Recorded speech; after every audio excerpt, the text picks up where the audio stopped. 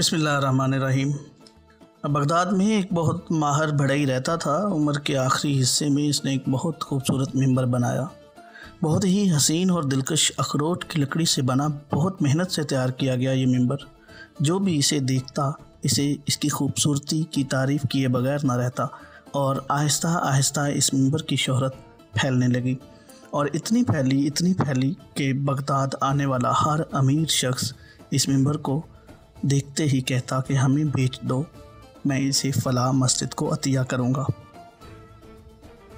मगर बढ़ई का हमेशा हर ख़रीदार को एक ही जवाब होता कि नहीं जनाब, ये मिंबर मस्जिद अक्सा में सजेगा। लोग ताज्जुब में पड़ जाते कि मस्जिद अक्सा तो ईसाइयों के कब्ज़े में है, फिर ये मिंबर कैसे मस्जिद अक्सा में सजेगा। बढ़ई सबकी बातें सुनता और फिर एक ही जवाब देता, मेरा काम बनाना था, मेरा काम सिर्फ इतना ही था, मैं एक फ़नकार हूँ और मिंबर बनाता हूँ। कभी कोई बहादुर जंगजू उठेगा, फिर वो बैतुल मुक़द्दस हासिल करेगा, फिर ये मिंबर मस्जिद अक्सा की ज़ीनत बनेगा। नाज़रीन, वक्त यूं ही गुज़रता रहा। मिंबर की कहानी शहर शहर, बच्चे बच्चे की ज़ुबानी आ गई। हर कोई मिंबर की खूबसूरती बताते वक्त एक ही बात 10 बार बताता।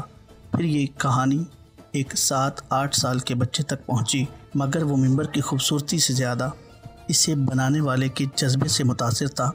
इस बच्चे ने दिल में सोचा, क्यों ना बैतुल मुक़द्दस को आज़ाद करने वाला वो इंसान मैं ही हूँ या मैं ही बनूँ। इसने जंगी सलाहियतों पर तवज्जो देना शुरू की। इस बच्चे ने दिन रात एक कर दिया और खूब मेहनत की।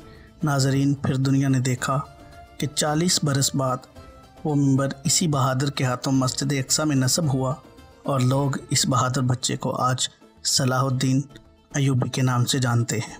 नाज़रीन, इनके बारे में कहा जाता है कि सुल्तान सलाहुद्दीन अय्यूबी को जब मिस्र का गवर्नर मुकर्रर किया गया और जब मिस्र तशरीफ़ लाए तो कहा गया कि हजूर, आप बड़ी लंबी मुसाफत तय करके आए हैं, पहले आराम कर लें।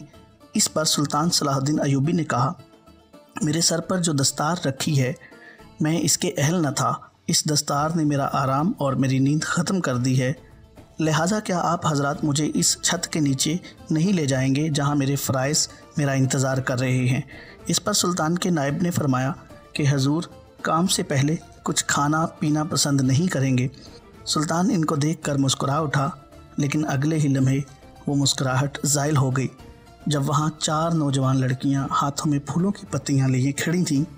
उन्होंने सुल्तान के कदमों में पत्तियां बखेर दीं और साथ ही दफ और शहनाइयाँ बजने लगीं। सुल्तान ने फूलों की पत्तियां देखीं तो कदम रोक लिए और फरमाया, सुल्तान सलाहुद्दीन अय्यूबी यहाँ फूलों की पत्तियां मसलने नहीं आया। अगर मेरी राह में कुछ बिछाना चाहते हो तो वो एक चीज़ है जो मेरे दिल को सुकून देती है, वो है सलीबियों की लाशें। इसके बाद सुल्तान ने सबको एक नज़र देखा और कहा, जानते हो, सलीबी सल्तनत इस्लामिया को चूहे की तरह खा रहे हैं, और जानते हो वो कामयाब क्यों हो रहे हैं? सिर्फ़ इसलिए कि हमने फूलों की पत्तियों पर चलना शुरू कर दिया है। मेरी नज़र फ़लस्तीन पर लगी है और तुम मेरी राह में पत्तियां बिछाकर मिस्र से भी इस्लाम का परचम उतरवा देना चाहते हो। उठाओ ये फूल मेरे रास्ते से, मैंने अगर इन पर कदम रखा तो मेरी रूह कांटों से छलनी हो जाएगी।